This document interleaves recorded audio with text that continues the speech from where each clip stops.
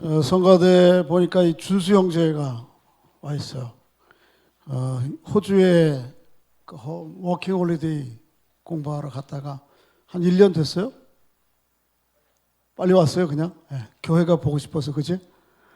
지난주에 보니까 저 뒤에 앉아 있는 거예요. 그래서 오자마자 저 멀리서 시흥, 동이 아닌 시흥시. 거긴 경기도죠. 출세한 거에 서울로 교회로 오는 거예요. 감사합니다. 이렇게 교회 혼자 성실하게 섬겨주셔서. 대부분의 성도들이 요한계시록을 굉장히 어렵게 생각합니다. 여러분도 좀 어렵게 생각하시죠? 성경을 읽기가 조금 겁이 나고 주저하게 되고. 근데 이유 중에 하나는 요한계시록에 도대체 읽어도 뭔지 그림이 안 그려지는 거예요.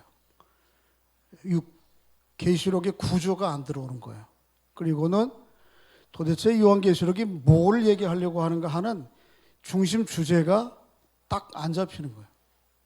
그것 때문에 어려움을 겪는 거예요. 그래서 흔히 그런 말이 있잖아요. 나무를 보기 전에 먼저 뭘 봐야 되죠? 습 전체를 봐야 이 길을 가야 목적지에 가는지 아닌지를 알 수 있는데, 그 전체의 습 구도를 생각하지 않고 길만 따라가다 보면 거기서 길을 잃어버리는 거예요. 그러니까 이 요한계시록의 전체 구도와 중심 주제를 이해하지 못하면 요한계시록에 가다 보면 참 희한한 나무들이 많아요. 무슨 666 나무 이런 거 나오고, 뭐 짐승도 막 나오고, 그러니까 거기에 눈이 번쩍번쩍 하다 보면 길을 잃어버리는 거예요. 그래서 오늘 그런 면에서 오늘 본문은 굉장히 중요합니다. 오늘 본문은 요한계시록의 서론에 해당하지만 요한계시록이 어떤 구도를 가지고 기록되어 있고 요한계시록 전체가 말하려고 하는 게 뭔지를 아주 보여줘요. 딱 5절이에요. 4절부터 몇 절이죠? 8절. 몇 절이요? 4절부터 8절. 5절인데 이 5절이 요한복음 전체를 보게 하는 일종의 창이에요. 여러분 창문을 통해서 집안 전체를 살필 수 있는 것처럼 이 5절을 통해서 요한복음 전체를 들여다볼 수 있어요. 그러니까 오늘은 굉장히 중요한 날입니다. 여러분 각오하시고 점심을 못 드실 각오를 하시고 오늘 설교를 들으신다. 그래. 하나님의 은혜 주시면 일찍 끝내는 거고, 그렇지 않으면 오늘 점심 안 먹고 계속 하다가 저녁 먹을 거예요. 그만큼 중요하다는 거예요. 한번 좀 이해를 하셔야 됩니다.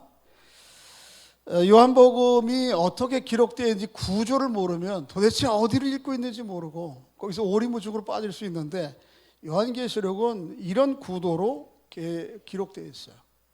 요한계시록은 히브리 사람들이 글을 쓸 때에 자기들만의 이 글을 잘 이해하고 암기하기 좋은 글을 표현하는 방식이 있습니다. 그게 뭐냐 하면 키아스미라고 하는, 나중에 학자들이 이건 붙인 거예요. 헬라어의 22번째 알파벳이 우리로 얘기하면 영어로 꼭 보면 X자예요. 이게 키라고 하는 알파벳이에요. 헬라어에.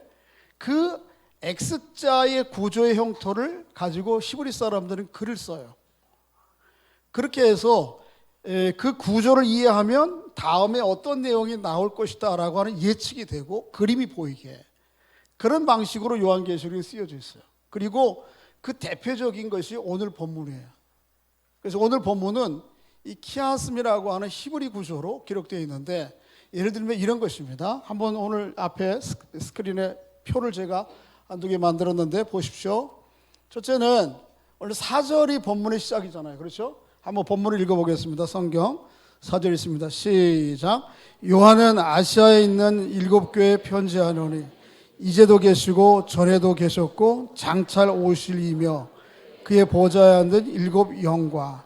거기 사실은 이 절수는요, 이거는 나중에 학자들이 잘라서 붙인 거예요. 히브리 성경은 요한계시록이 처음부터 끝까지 잘라져 있어요, 없어요? 그냥 쫙 붙어 있는 거예요. 그러니까 이 학자들이 구획한 것이 정확하냐 옳으냐 그러냐는 우리가 또 판단해야 되는데, 어쨌든 4절에서 내용이 중심 주제가 뭐냐면 하나님을 묘사함에 있어서 하나님은 이제도 계시고 전에도 계시고 장차 오실 하나님이다, 그렇게 얘기를 해요.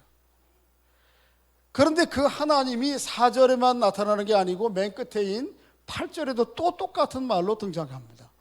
한번 좀 읽어보세요. 8절 시작. 주 하나님이 이르시되 나는 알파와 오메가라. 이제도 있고 전에도 있었고 장차 올 자요 전능한 자라 하시니라.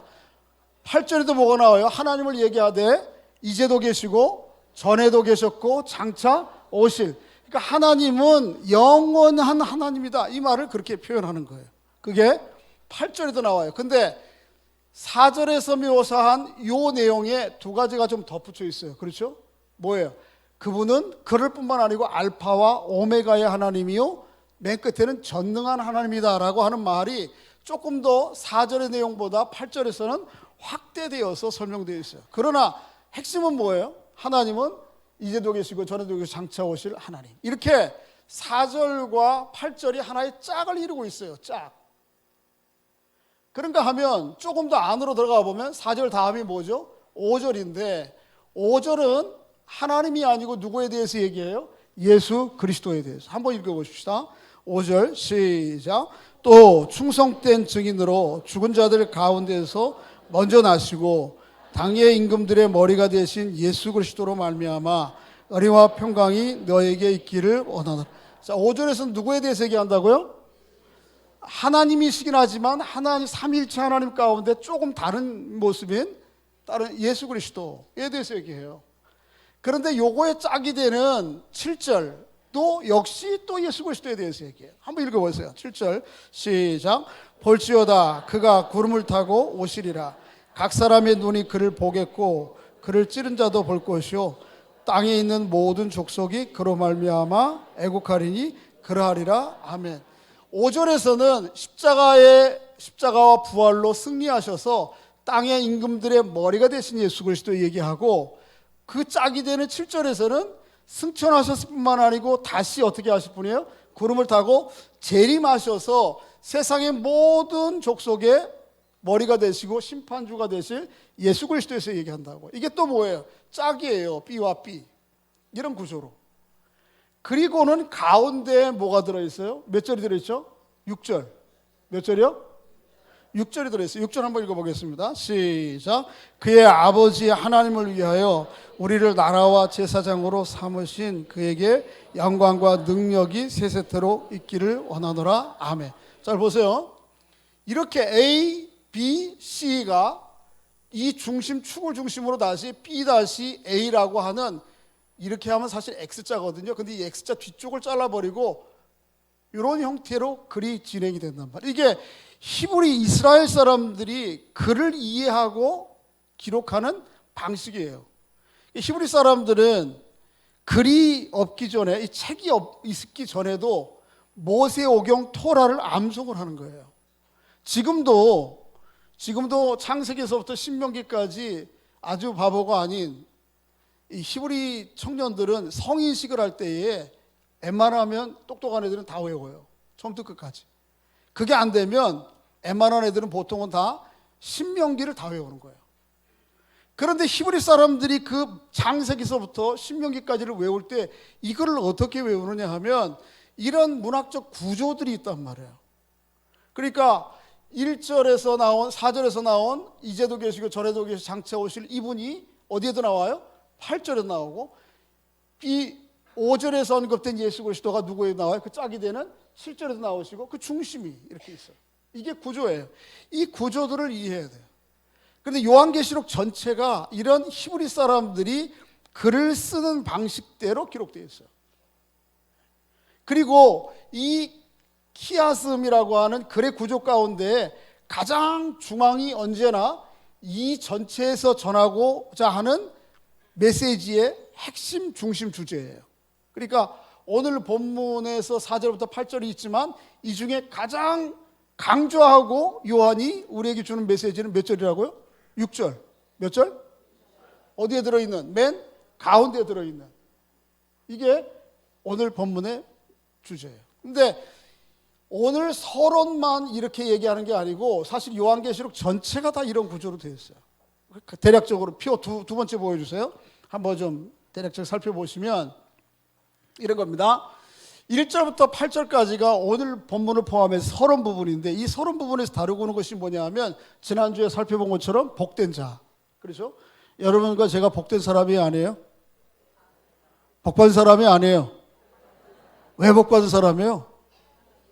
하나님의 계시를 받은 사람이요. 또 두 번째는 하나는 기억하는데 두 번째부터 세 개가 있었는데 증거의 삶을 사는 사람이기 때문에 세 번째는 하나님을 예배하는 사람이기 때문에 그 복된 자에 대해서 얘기하고 있는데 그 얘기가 또 22장 끝에 가보면 여기 또 나와요. 그리고 너무 넘어갔어요 지금.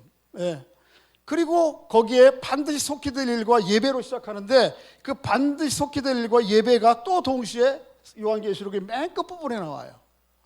그런가 하면 안으로 좀 더 들어가면 다음 주에 살펴볼 1장 9절부터 20절이 일곱 교회, 일곱 별과 일곱 금추대 사이에 계시는 일곱 별, 교회 사이에 계시는 예수 그리스도, 이 영광스러운 예수 그리스도의 모습에 대해서 나오는데 이것이 또 어디에 나오는가 하면 요한계시록 저 끝에 가면 21장에 가면 또 예수 그리스도의 영광이 아니고 그 예수 그리스도에게 속해 있는 누구의 영광? 이게 자꾸 제가 눌러서 이렇게 된 거군요.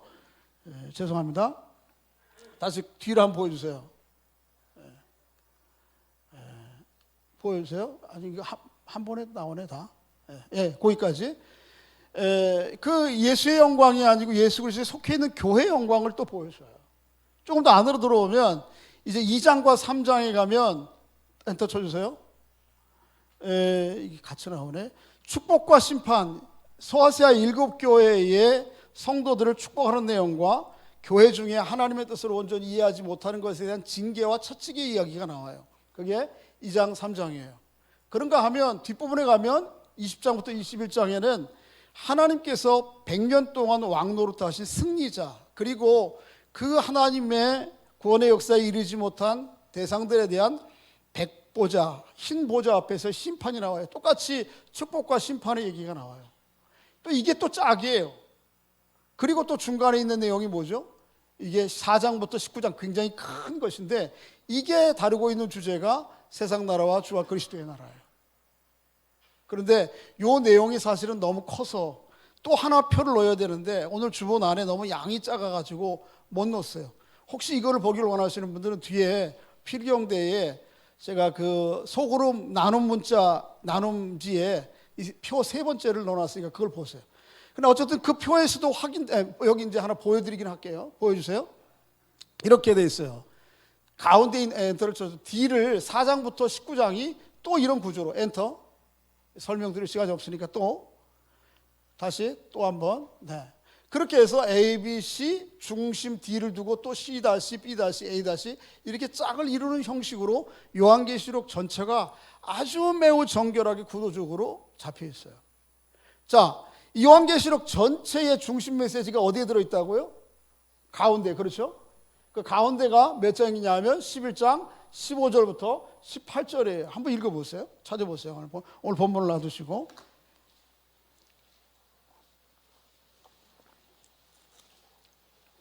요한계시록 11장 15절부터 18절까지 좀 같이 읽겠습니다.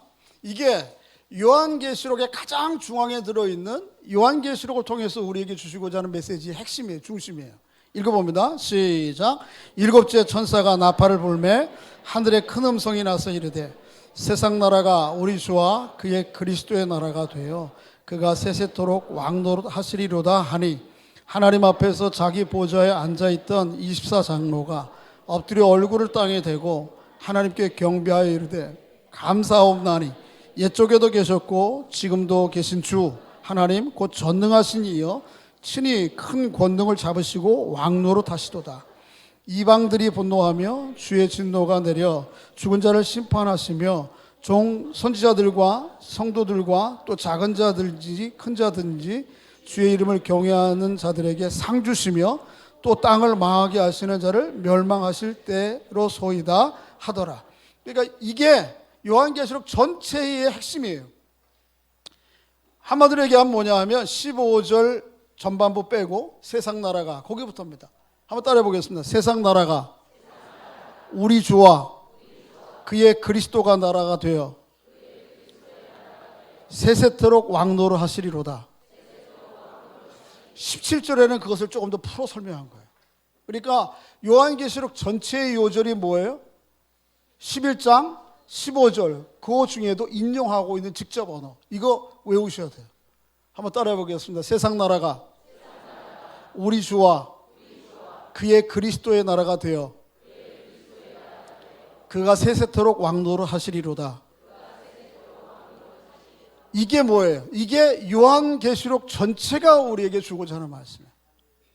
그러니까 요한계시록을 여러 이상한 말들을 읽고 묘사들, 상징적인 묘사를 읽더라도 언제나 이 말씀을 붙들고 적용해 보셔야 돼요. 확인해 보셔야 돼요. 그런데 요한계시록의 중심에 있는 이 15절의 말씀이 오늘 요한계시록 전체에 서론이 되고 있는 본문에 어디 와 있어요? 중앙에 똑같이 와 있다니까요. 별로 안 놀라셔. 보세요. 1장 한번 보세요. 1장 우리 오늘 본문 다시 돌아보세요. 1장. 자, 오늘 1장에서 4절부터 8절까지 중에서 중심이 어디라고요? 몇 절? 6절. 근데 6절에 이 얘기를 하고 있는 거예요. 6절 읽어봅니다. 시작. 그의 아버지 하나님을 위하여 우리를 나라와 제사장으로 삼으신 그에게 영광과 능력이 있기를 원하노라. 그러니까 요한계시록 전체에서 얘기하려고 하는 것은 첫 번째 표 보여주실래요? 첫 번째 표 이런 겁니다. 이제도 계시고 전에도 계시고 장차 오실 영존하시는 하나님, 그분께서 앞뒤죠. 맨 처음과 끝. 누구를 통해서? 예수 그리스도를 통해서, 특별히 예수 그리스도의 십자가의 죽으심과 부활의 대속의 역사를 통해서 세상의 모든 임금들의 머리가 되시고 왕이 되시고, 또 그 예수 그리스도는 십자가 부활뿐만 아니고 승천하셨을 뿐만 아니고 구름을 타고 다시 재림하셔서 하나님의 나라를 완성시켜 가실 것이다. 이게 요한계시록 전체 얘기예요. 그런데 문제는 빠뜨리고 맞지 않고 이따 확인하겠지만 중요하게 생각되는 것은 뭐냐면 그 중앙에 누가 있어요? 우리가 있단 말이에요. 이 하나님과 예수 그리스도께서 하나님의 나라를 이루어 가실 때 그 나라를 누구를 통해서 이루어 가세요? 저 천사를 통해서 이루어 가세요? 아니라니까. 누구를 통해서? 우리를 통해서 그 나라를 이루시고, 그 우리를 통해서 나라를 이루시는 그것을 직분적으로 표현하고 기능적으로 표현하는 것이 제사장이에요. 이 나라는 하나님께서 궁극적으로 이루실 그 실체 전체를 얘기하는 것이고, 그 실체 전체를 이루실 주체가 되는 우리들을 직분과 역할과 사명의 관점에서 표현한 것이 뭐예요? 이게 제사장이에요. 이거예요. 이게 요한계시록 전체에서 얘기하고자 하는 거예요. 그러니까 오늘 본문을 잘 이해하시고 그것이 충분히 묵상이 되면 사실은 요한계시록 다음 주부터 별로 재미가 없을 거예요. 여러분, 영화의 스토리의 맨 끝을 알면 재미가 있어요, 없어요? 응팔 어제 끝났는데 보검이하고 누구하고? 해리하고 덕선이하고 나 만날 줄 알았어. 근데 알지 못하게 아리숭하게 내버리고 계속 끌고 온단 말이에요. 그러니까 재밌는 건데, 처음부터 해리하고 덕선이하고 만날 줄 알았으면 안 봐. 나는 벌써 그냥 나는 그 누구야 그 의대간에 걔하고 보라하고 만날 줄 알았어. 그렇게 알았으면 그 다음부터 응답을 안 본다니까요. 여러분, 어르신들은 도대체 뭔 얘기하는 건가? 드라마 얘기하는 거예요. 드라마. 제가 드라마를 잘 안 보는데 그거는 봤어요. 재밌더라고요. 그런데 이 내용을 여러분들이 알으면 이제 요한계시록이 별로 재미가 없을 거예요. 근데 그럼에도 불구하고 요한계시록은 이거를 너무 풍성한 히브리 사람들의 상상과 상징적 용어들을 가지고 얼마나 풍성하게 해주는지 몰라요. 그러니까 다음 주에도 정말 재밌을 거예요. 말씀이. 할렐루야. 별로 인정을 안 하시네. 그러니까 요한계시록 오래 빠지면 안 돼. 빠지면은 오늘 큰 손해 나는 거예요. 복권 안 맞은 것 때문에 무릎 치지 마시고, 주일날 설교 하나님 앞에 예배 드리고 예배 못 드리고 설교 못 드린 것 때문에 무릎을 쳐야 돼. 1조 5천억 원짜리 복권이 있어. 어떻게 된 게? 미국에서 맞았대, 그런 게. 자, 아시겠죠? 그러니까 오늘 이게 서론인데 4절부터 8절이 이 얘기는 구도적으로 요한계시록 전체를 아주 압축적으로 보여주고 내용적으로도 똑같이 보여줘요. 이 하나님께서 어제도 계시고 이제도 계시고 장차 오신 이 주님께서 누구를 통해서? 예수 그리스도, 그를 예수 그리스도의 십자가와 부활과 승천과 재림의 사건들을 통해서 뭐가 되세요? 왕이 되세요. 그리고 이 땅에서 영원히 뭐 하세요? 왕노릇 하시는데 그 왕노릇 하는 그 나라를 누구를 통해서 만드신다? 우리, 그것이 다른 용어로 하면 뭐예요? 교회를 통해서 만들어 가신다. 그것을 하나님께서 계속해 오시고 앞으로도 계속해 가실 것이다. 이게 요한계시록의 중심 메시지. 여러분 오늘 오신 거 횡재한 거예요. 할렐루야. 그 요한계시록 가지고 주변에서 누가 뭐 좀 요새 이단들이 이걸 요한계시록 전유물이라고 생각한다고. 그런데 뭘 좀 요한계시록 아는 체하고 뭐 그러면 요 얘기를 한번 좀 딱 해줘 보세요. 당신의 요한계시록 구조가 뭐고 중심 메시지가 뭔지 아십니까? 이런 구조로 만들어졌고 중심 메시지는 11장 15절인데 그게 서론부에 딱 나와 있고 서론부가 요한계시록 전체를 보는 창이요. 그렇게 얘기하면 딱 두 손 들고 가. 아, 선생님 죄송합니다. 자, 이 구조를 이제 알았으니까 이거를 여러분 잘 기억하셔야 돼요. 그래서 표를 제가 3개 만들었는데 오늘 이 주보 안에는 2개밖에 안 넣어놨는데 하나가 나머지 표가 저기 문답지에 있으니까 그걸 참조하실 분들은 좀 성의가 있으신 분들은 참조하시고 다음 주에 이거 시험 봅니다. 이 표. 그 다음에 요절 외웠나 안 외웠나? 요절이 몇 장이에요? 11장? 절수로 외워놔야지. 11장 몇 절? 15절. 한번 다시 한번 시작. 세상 나라가 우리 주와 그의 그리스도의 나라가 되어 그가 세세토록 왕노릇 하시리로다. 이 요절하고 요 구조표 칸 넣기 할 거예요. 시험지에 다 놔주고. 그래 맞춘 사람은 집에 가는 거고 못 맞춘 사람은 저녁 예배 때까지 계속 그거 받아쓰기 할 거예요. 그만큼 여러분 중요해. 여러분 하나님을 알아가는 데 있어서 우리 지정의로 알아가거든요. 인격, 전인격으로 알아가는데 저 전인격이라고 하는 것은 이 지식으로 이해를 해야 돼요. 두 번째는 우리의 마음의 감동으로 하나님을 이해해야 돼요. 그런가 하면 우리가 의지적으로 그림을 알아가야 돼요. 그래서 전인적으로 우리가 하나님을 알아야지. 근데 오늘은 오늘과 한두 주는 이 지식적으로 하나님의 말씀의 진리가 어떤 구도로 생겨졌는가 이거를 여러분 좀 이해하셔야 되는 측면이에요. 자, 이제 구도를 이해했으니까 그러면 오늘 본문을 조금 더 깊이 들어가서 오늘 말씀 가운데 주시는 적용적 말씀이 무엇인가를 살펴보겠습니다. 저를 보세요.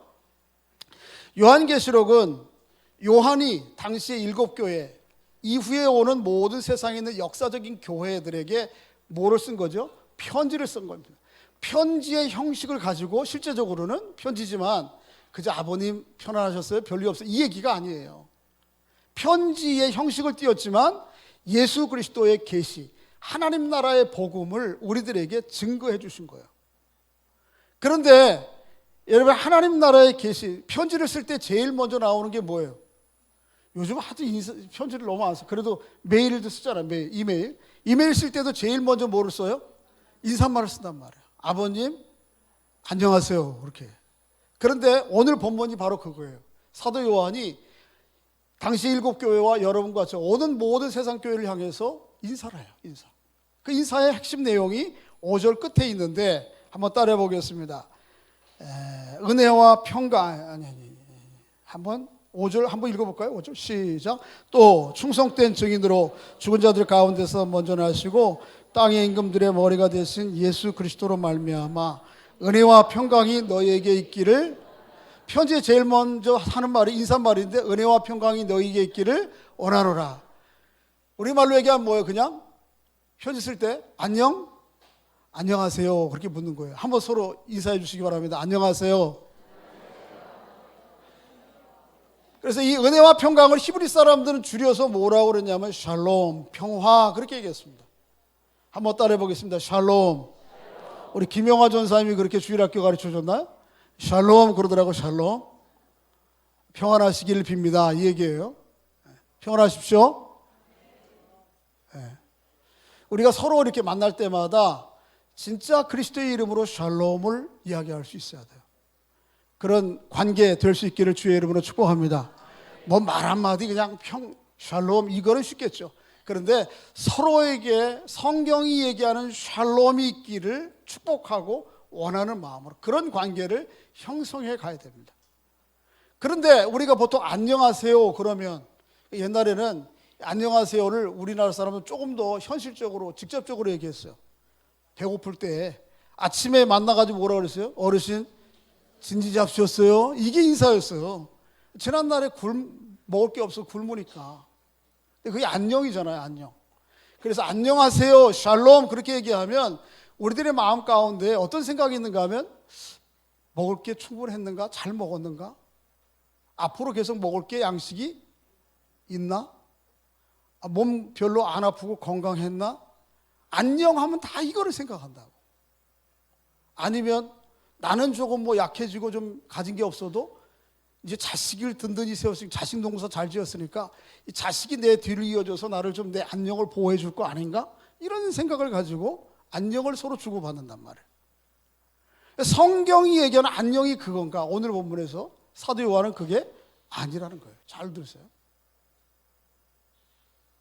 뭐에 대해서 얘기하는가 하면 사도 요한은 안녕을 빌되 삼위일체 하나님으로 말미암아 오는 안녕을 빌어요. 삼위일체 하나님의 이름으로 해서 오는 안녕을 서로 주고받는다고. 자, 한번 보세요. 4절 다시 한번 읽어보겠습니다. 그 하나님이 어떤 분인지 시작. 요한은 아시아에 있는 7교회에 편지하노니 이제도 계시고 전에도 계시고 장차 오실 이 하나님이 어떤 분이라고요? 이제도 계시고 전에도 계시고 장차 오실 이 8절에는 덧붙여서 뭐라고 그래요? 알파와 오메가요 전능하신 왕 그렇게 얘기합니다. 여러분 할렐루야. 저를 보십시오. 여러분이 믿고 있는 하나님이 이제도 계시고 어제도 계시고 장차 계실 영원하신 전능하신 하나님이시라는 것을 믿으십니까? 여러분의 인생과 이 세상 역사의 알파와 오메가 되시는 하나님이십니까? 내 안녕이 거기에 디디고 있다는 거예요. 두 번째는 4절 하반절에 보면 그의 보좌 앞에 있는 누구로부터? 7 영으로부터 오는 안녕이라는 거예요. 저를 보세요. 이게 뭐냐 또 그의 보좌로부터 오는 7 영, 하나님의 보좌로부터 나오는 7 영이 뭔가? 이게 뭐예요? 사실은 성령이에요. 근데 성령을 왜 7 영이라 그러는가? 이사야서 11장 2절에 보면 성령에 대해서 묘사할 때에 성령의 7가지 성품들, 특성들을 언급하면서 얘기해요. 그러니까 요한은 여기 7 영 얘기할 때는 그 이사야서 11장 2절 말씀을 염두에 두고 얘기하는 거예요. 또 스가랴서 4장 2절 같은 12절 같은 데 보면 성령께서 하나님의 분부를 얼마나 완벽하게 맡겨진 일들을 수행하시는가 하는 내용을 강조하고 있어요. 그러니까 여기 그의 보좌로부터 오는 7 영 그러면 이 성령으로 말미암아 우리가 안녕을 누리는데 이 성령은 거기 이사야서에 있는 언급되고 있는 그런 7가지 성품과 하나님의 사역들을 충실하게 완전하게 완벽하게 우리를 이루시는 그 성령의 기반을 두고 내 안녕이 있다는 거예요. 세 번째는 뭐예요? 5절 아까 살펴봤죠. 누구에 대해서 얘기하는 거죠? 예수 그리스도에 대해서. 한번 읽어보세요. 5절 시작.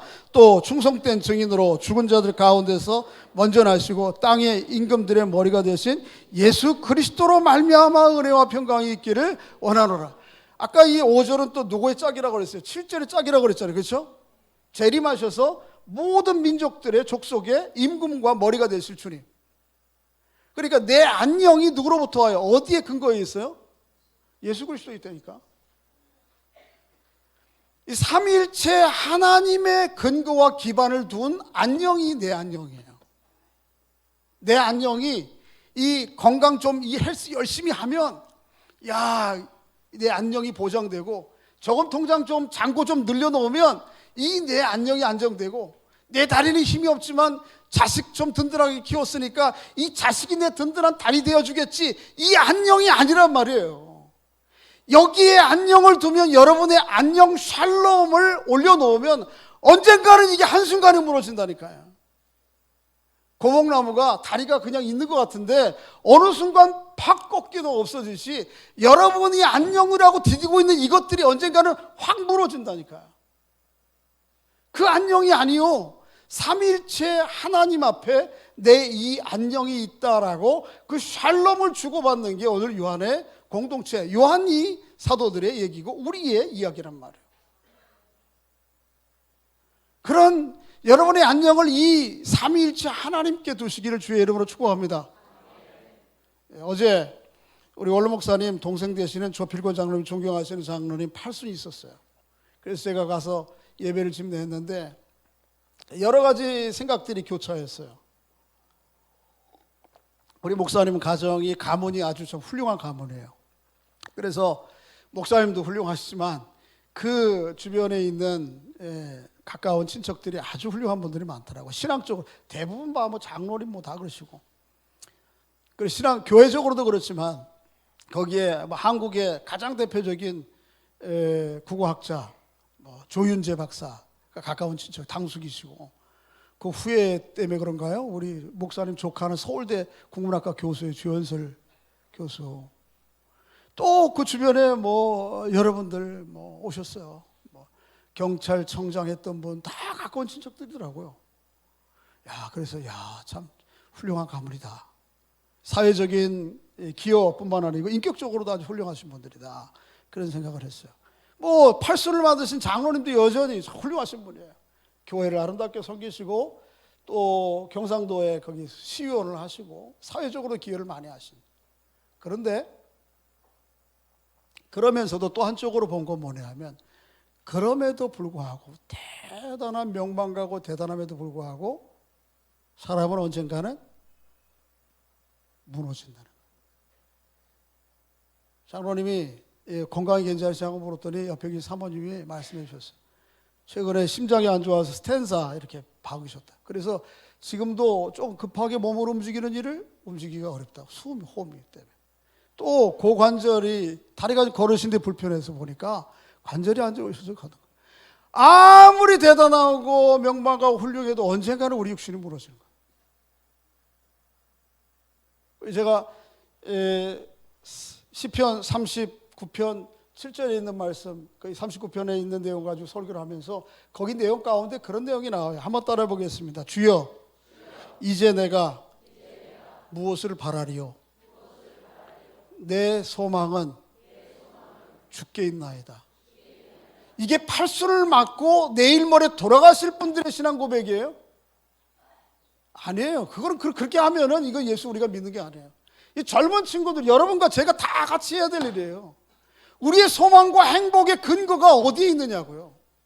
이 얘기를 우리도 지금 고백해야 되는 거예요. 주여, 내가 무엇을 바라리요? 나의 소망과 나의 행복과 나의 기쁨의 근원이 어디에 있어요?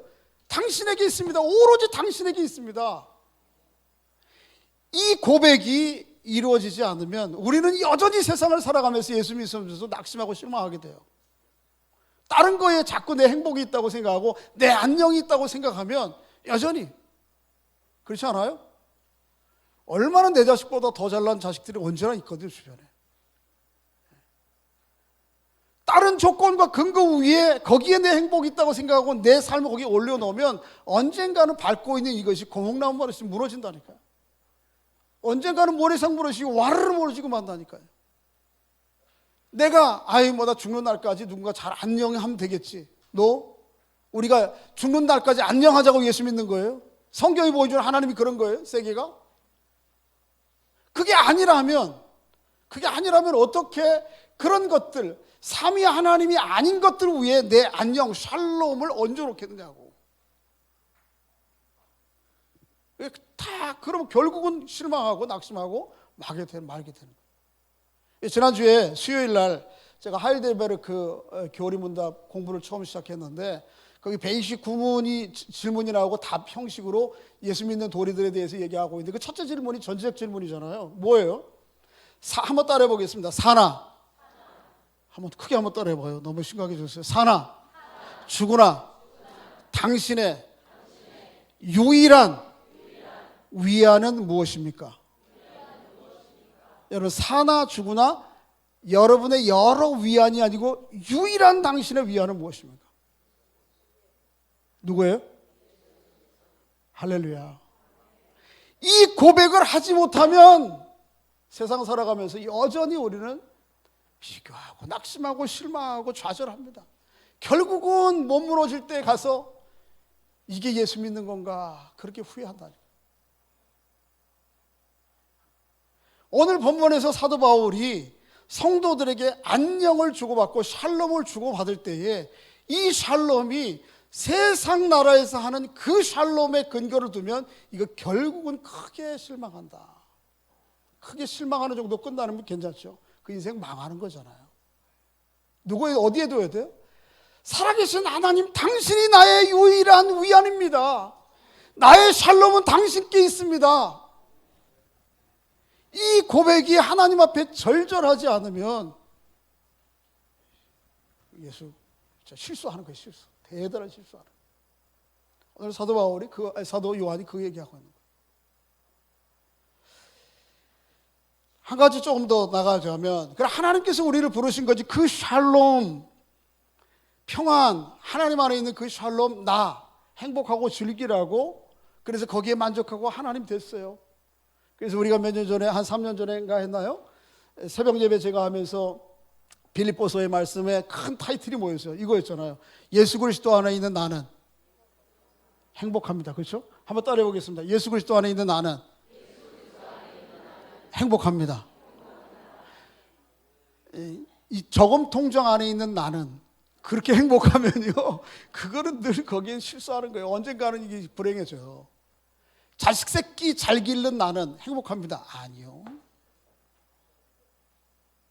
어디에 있는 나는? 예수 그리스도 안에서 자기의 모습들을 자기의 행복의 근거로 찾지 못하면 계속 세상을 살아가면서 낙심하고 실망하는. 근데 우리가 그 평안 샬롬을 누리도록 하나님께서 우리를 부르신 거예요. 그런데 거기에 멈추지 않는다는 데 있어요. 오늘 본문에 아까 키아스의 가장 중심 메시지가 어디에 있다고 그랬어요? 몇 절? 아니 오늘 본문 몇 절? 그 6절에서 얘기하고 있는 주제가 뭐예요? 하나님 나라와 제사장이잖아요. 다시 한번 읽어보세요. 6절 한번 읽어보겠습니다. 시작. 그의 아버지의 하나님의 나라를 위하여 우리를 나라와 제사장으로 삼으신 그에게 영광과 능력이 세세토록 있기를 원하노라. 아멘.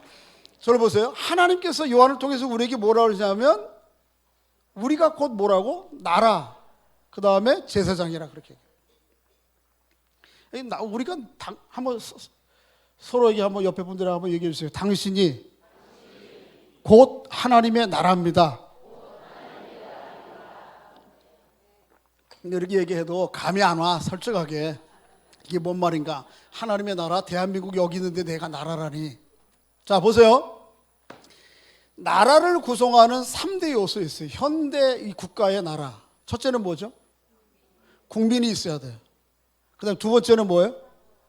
국토, 땅이 있어야 돼요. 세 번째는 주권이, 다른 말로 뭐예요? 누가 통치하느냐. 우리 스스로 민주주의의 제도를 통해서 통치자를 세우면 이게 우리 나라인데, 땅도 여기 있고 국민도 여기 있는데 일제시대 때는 통치를 누가 했어요? 그러면 이 나라는 있는 거예요, 없는 거예요? 없는 거예요. 성경이 오늘 본문에서 하나님의 나라, 우리가 곧 하나님의 나라라고 얘기할 때에는 이런 영토 개념과 또 국민 개념이 희박했어요. 지금은 나라와 경계 사이를 조금도 못 들어갑니다만은, 고대 사회는 오늘까지 여기 우리나라였는데 내일 아침에 가보니까 어디야? 우리나라가 아니야. 그런 일이 비일비재하는 거예요. 그래 안 그래요? 여러분 고대사를 쭉 연계해보면 유럽 전체의 지형이 막 시시각각으로 바뀌잖아. 왕조가 누구냐에 따라서 막 바뀌고. 그럴 때에는 나라가 영토와 국민 개념보다 먼저가 뭐가 있는 거예요? 통치, 누가 통치하느냐. 이게 나라의 중심 더 강조예요. 핵심이에요. 오늘 본문도 고대 당시의 언어이기 때문에 이 나라라고 하면 그런 걸 얘기하는 거예요. 그러니까 우리가 어디에 있느냐 이게 중요한 게 아니고, 그것보다 먼저는 누가 우리를 통치하느냐가 내 나라야. 세상의 권력자 사탄 마귀가 나를 통치하고 지배하면 나는 하나님의 나라예요? 세상 나라예요? 세상 나라예요. 교회 여기 와 있어도 마찬가지예요. 여러분의 존재의 중심인 마음과 여러분의 삶을 누가 지배하느냐가 그 나라예요. 그 다음에 요즘 현대 국가로 오면서 영토 개념과 나라 국민들이 분명해지죠. 경계가, 그렇죠?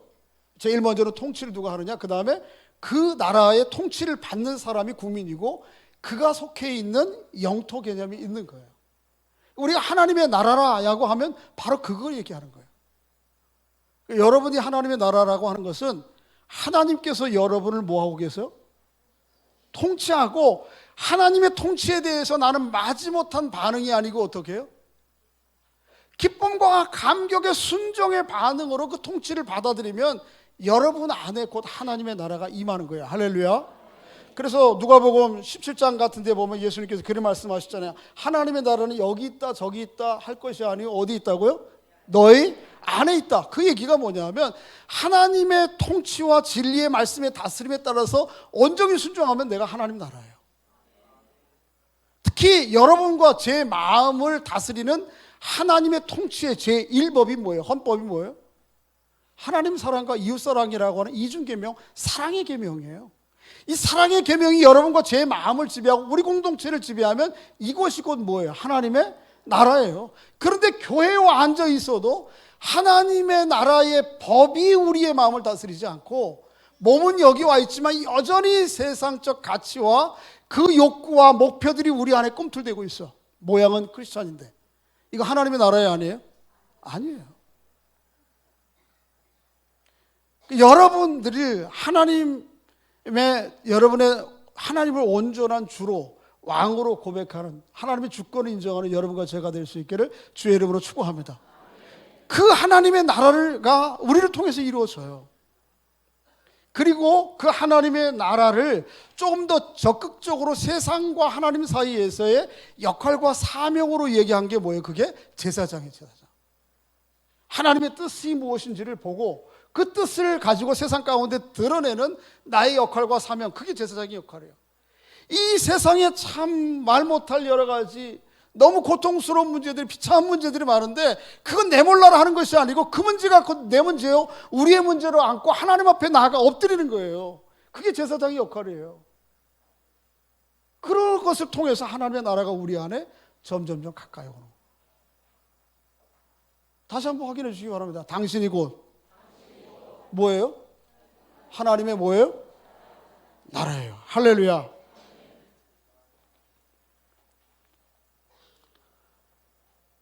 그런데 오늘 사도 요한은 이 이야기를 하면서 참 너무하다 싶을 정도로 강조하는 거 하나 있어요. 5절 중간 한번 읽어보세요. 5절 중간에 예수 그리스도로 말미암아 너에게 평강이 있기를 원하노라. 그 다음부터 우리를 사랑하사, 시작, 우리를 사랑하사 그의 피로 우리의 죄에서 우리를 해방하시고 그의 아버지 하나님을 위하여 우리를 나라와 제사장으로 삼으신 그에게 영광과 능력이 세세토록 있기를 원하노라. 아멘. 여기 4절 하반절부터 5절까지 나오는 말씀 가운데 계속 반복되는 말이 뭐예요? 같이 성경을 벌로 읽으시는 거야 지금 다. 자, 보세요. 다시 한번 찾아보세요. 5절 하반절, 우리를 사랑하사 그의 피로 우리 죄에서 우리를 해방하시고 우리의 아버지 하나님을 위하여 우리를 나라와 제사장으로 삼으신 그에게 영광과 능력이 세세토록 있기를 원하노라. 뭐가 제일 반복돼요? 이 나라가 다름 아닌 누구라는 거예요? 우리라는 거예요. 우리. 여러분과 제가 하나님의 나라라니까요. 그러니까 하나님의 나라는 하나님의 통치와 다스림, 결국은 이 나라가 11장 15절에 보면 세상 나라가 우리 주와 그리스도의 나라가 되어 그가 세세토록 뭐 할 것이요? 왕노릇 하실 것이요, 영원히. 그런데 그 나라를 이루는 중심에 누가 있어요? 여러분과 제가 있다니까. 여러분과 저를 통해서 그 나라는 이 땅에 온다니까요. 이게 얼마나 놀라운 하나님의 비전, 여러분과 저를 향한 꿈이에요. 아이, 나 같은 게 뭐? 아니에요. 남북 간에 지금 상황이 좀 안 좋아요. 그래서 혹 대통령에게 그런 마음이 있다고 상상해 봅시다. 아, 이거 안 되는데 아무리 주변 열강들이 우리를 서로 자기네 이익에 따라서 이렇게 좀 가지고 놀아도 우리 그러면 안 되잖아. 민족 간에 뭔가 좀 있어야지. 그리고 은밀하게 대사를 하나 보내. 특사를. 진짜 보냈다는 게 아니고 그럴 수 있다는 거야. 그러면 여러분 특사를 보낼 때에 수행원들 쫙 등록하고 저쪽에서 맞는 사람들, 또 북한으로 바로 들어가면 이상하니까 한국 사람이 중국 모초에서 만나. 중국 공항에서 쫙 영접하는 사람들이 쫙 나와가지고 아, 오셨습니까? 박수치고 야, 대단하십니다. 이러면 되는 거예요, 안 되는 거예요? 그러니까 자기와 함께 최소한의 수행원, 그것도 평소에 같이 있는 수행원이 아닌 전혀 누가 옆에서 보더라도 모르는, 모자 눌러 쓰는지는 모르지만 하여튼 비밀 공간으로 통해서 조용히 갔다가 영접하는 사람도 없이 조용히 와요. 그러나 그가 이루는 사명과 미션은, 아젠다는 이룬 남북의 통일에 관한 엄청난 문제. 그럼에도 그가 오가는 행색을 보면 별거 아니라니까. 하나님의 나라의 사람으로, 대사로 여러분과 제가 그렇게 보내진 사람이에요.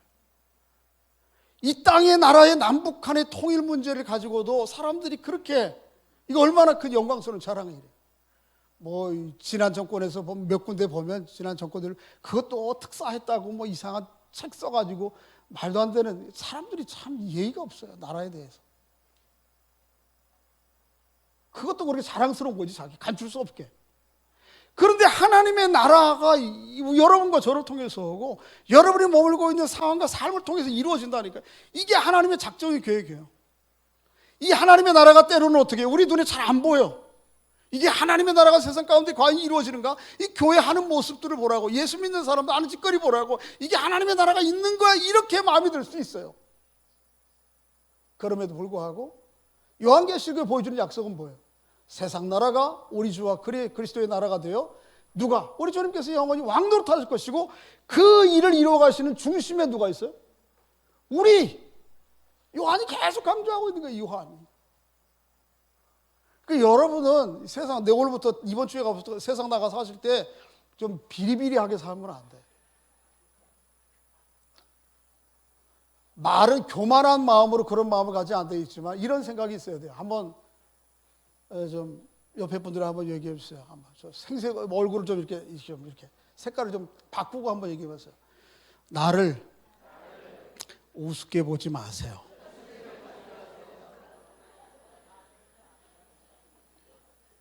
한마디 더 해주세요. 당신이 뭘 몰라서 그래요. 이게 우리가 세상을 살아가는 그리스도인의 삶의 방식이에요. 이게 오늘 본문이 우리에게 보여주는 말씀이에요. 그러니까 그런 당당함으로 세상을 살아야 돼요. 우리가 하나님, 성삼위 하나님 위에 우리의 안녕이 놓여져 있고 우리의 사명이 놓여져 있고 삶의 이유와 목적이 있기 때문에 다른 조건 가지고 나 평가되지 않아요. 내가 그 거부하는 거예요. 연봉이 좀 낮으면 어때요? 건강이 좀 약하면 어때요? 예? 자식이 좀 뭐 덜 잘 안 됐으면 세상적으로 어때요? 그게 뭐 내 영원한 내 안식이에요? 내 다리 받쳐줍니까? 언젠가는 무너질 건데 이 다리. 속지 마세요. 속이지 마세요, 서로. 우리 것 가지고 예수 믿는 사람들 이거 서로 사랑해. 이게 복이라고. 속이는 거예요, 서로 속이는 거. 사도 요한은 그것 가지고 안녕을 빌지 말라고, 샬롬을 얘기하지 말라고. 정말 하나님의 샬롬을 우리의 마음 가운데 정말 무너지지 아니할 이 샬롬 놓고 세상 가운데 뭐 조금 뭐 건강이 좀 안 좋아서 권사님 가실 때가 되면 좀 어떻습니까? 그죠? 내 소망은 누구에게 있어요? 주께 있나이다. 내가 무엇을 바라려? 이것은 권사님만 아니고 우리의 모든 예수 믿는 사람들, 이거 출발부터 붙들고 마지막까지 붙들고 가야 될 일이에요. 이거 오늘 얘기하신다. 이 하나님 나라의 복음으로 남은 생에 믿음으로 승리하는 여러분 될 수 있기를 주의 이름으로 축복합니다. 분명히 하나님의 나라는 이루어집니다. 할렐루야. 그게 성경의 약속이에요. 이게 하나님이 성삼위 하나님 약속이 아니라면 나도 뭐 그냥, 그런데 이게 하나님의 약속이야. 나를 통해서, 우리를 통해서 그게 이루어져. 눈에 보이지 않고 싹도 안 난 것 같고 때로는 싹도 잘린 것 같아도 결국은 이루어진 그 거룩한 사명을 감격스럽게 감당하고 그 길을 용기를 가지고 소망을 가지고 걸어가는 여러분과 제가 될 수 있기를 주의 이름으로 축복합니다. 우리 함께 이 시간 함께 기도할 때에 하나님이 우리를 향한 이렇게 거룩한 계획과 섭리와 작정이 있는 것을 우리의 믿음의 눈을 열어 보지 못한 것 용서하여 주시기 원합니다. 하나님의 나라의 구도를 우리가 눈에 보았고 하나님의 작정과 섭리를 깨달아온즉 그 하나님의 나라의 주역으로서 나라로서 제사장으로서 이 세상을 믿음과 용기를 가지고 또 소망을 가지고 넉넉하게 승리하며 살아가도록 은혜를 주시옵소서. 이렇게 우리 한 목소리로 한번 주여 한번 부르짖고 기도하겠습니다. 주여! 아버지 하나님 은혜를 감사합니다. 저희들을 사랑하시고 인도하셔서 귀한 성일에 예배하며 하나님 말씀 듣고 하나님이 우리를 향한 거룩한 뜻이 어디에 있는지 오늘 말씀을 통해 깨닫게 해주시니 감사합니다. 내 안녕의 발판이 성삼위 하나님, 영원하신 하나님, 십자가에서 이기시고 부활하신 주님, 장차 오셔서 온 세상의 심판주가 되실 주님이십니다. 또 성령이십니다. 거기에 내 삶의 안정의 근거를 두고 그렇게 서로를 축복하며 이 여정을 걸어가는 저희들 될 수 있도록 우리 하나님 인도하시고 역사해 주옵소서. 나를 나라 삼으시고 나를 제사장 삼으시고 우리를 제사장 삼으시고 나를 삼으시니 감사합니다. 이 거룩한 여정 감격스럽게 걸어가는 저희들 하나님의 사람들 될 수 있도록 우리 하나님 인도하시고 역사해 주옵소서. 그런 하나님 나라의 전초교지가 우리 가정 되게 하시고 우리 교회 되게 하시고 우리 한국 될 수 있도록 우리 한국 교회 될 수 있도록 우리 하나님 인도하시고 역사해 주시옵소서. 그렇게 하실 하나님 높이고 찬양하오며 예수님의 이름으로 기도하옵나이다. 아멘.